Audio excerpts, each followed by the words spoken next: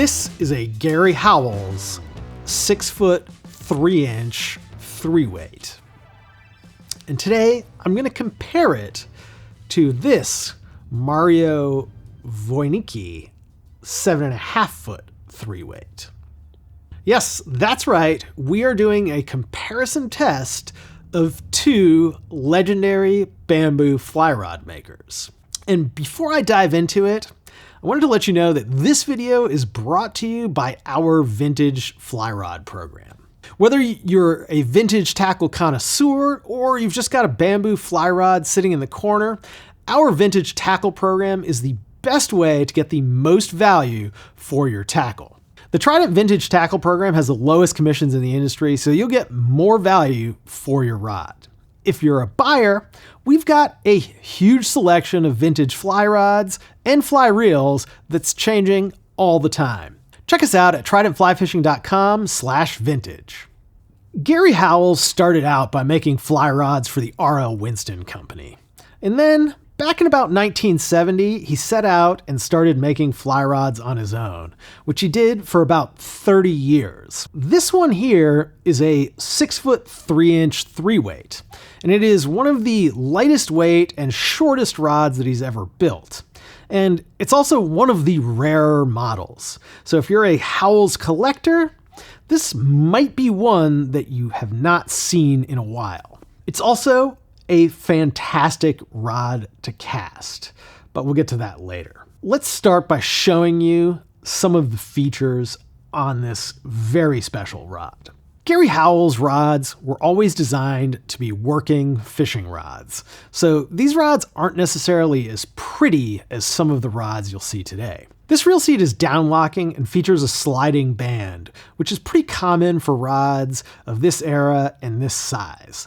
They wanted to keep the swing weight down and the overall weight of the rod down, and a cork band was the way to do it. And frankly, it works pretty well.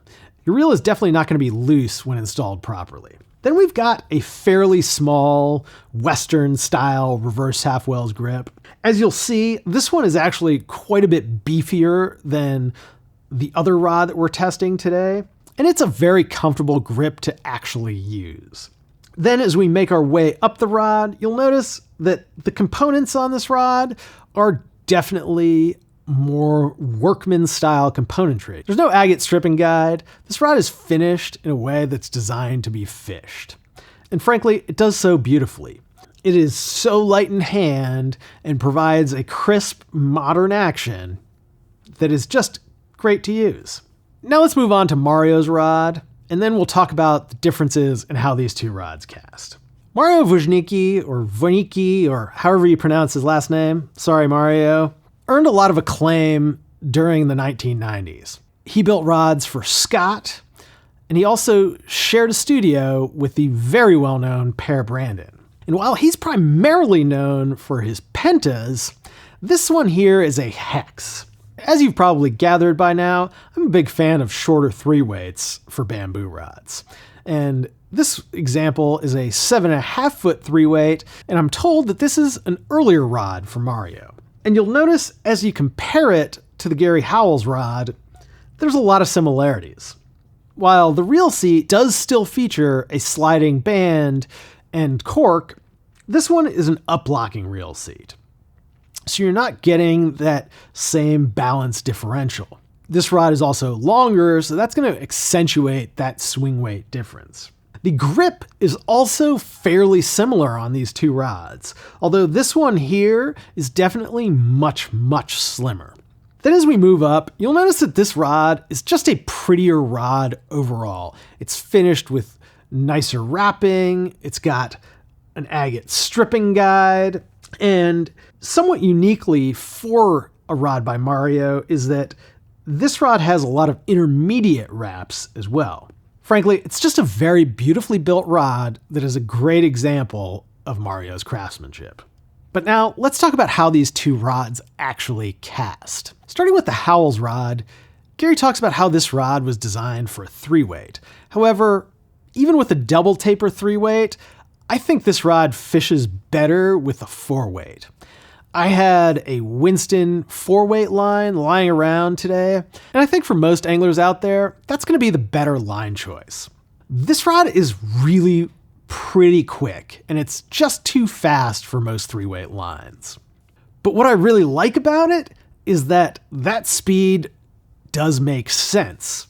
It's so light, and it's snappy, and it's a really fun rod to fish. This would be the perfect choice for small streams along the Appalachian, even those rhododendron line streams in North Carolina and Georgia. Any place where you have to get in tight, this is going to do it well, and especially with that 4-weight line. Overall, if you're looking for a quicker 3-weight or even a 4-weight that is extremely light and short, this rod by Gary Howells is an absolutely fantastic choice. Now, when you compare that to Mario's rod, this rod casts a little bit differently. Of course, we've got an added foot of length on this rod by Mario, and that's going to add a lot of swing weight. However, this rod is really stiff in the mid and butt sections, and it's also got a fair bit of weight. Mario started hollowing out his rods, and I'm not sure if this rod was done before he started doing that, but it definitely is a very quick rod. That said, this rod casts a double taper 3-weight much better than the Gary Howells rod. The tip on Mario's rod is much softer, and overall this rod is going to be a better choice for Spring Creek style fishing than Gary Howells' rod. And while you could probably put a 4-weight on this, I do think that would overload it a bit. So you would only want to do that if you were fishing those shorter, smaller situations that really made sense to load the rod quickly. And you could probably fish a 4-weight on this as well, but that would really only make sense if you were fishing those really small water situations. Overall, this 7.5-foot 3-weight by Mario Wojnicki is a fantastic example of a slightly longer 3-weight. But if it were me and I were picking between the two and I could only keep one, I think I would go with the Howells and just fish a 4-weight. But ultimately, both of these rods are absolutely fantastic, and whether you're a collector or just getting started into bamboo fly rods, you can't go wrong with either. And I really hope that whoever buys these rods goes out and fishes them, because that's what they're designed for, not sitting on a shelf somewhere. And as you probably guessed, big news, both of these fly rods are for sale at tridentflyfishing.com as part of our vintage tackle program. So head on over to the site and check them out. And of course, let us know who your favorite bamboo fly rod maker is by leaving us a comment in the box below. And if you've got questions about bamboo fly rods, let us know. Give us a call at 888-413-5211 or email us 24/7 at support@tridentflyfishing.com. And of course, if you've got bamboo fly rods to trade, our vintage tackle program is going to give you the best value for those trades. I'm Ben. Thanks for watching. We'll see you next time.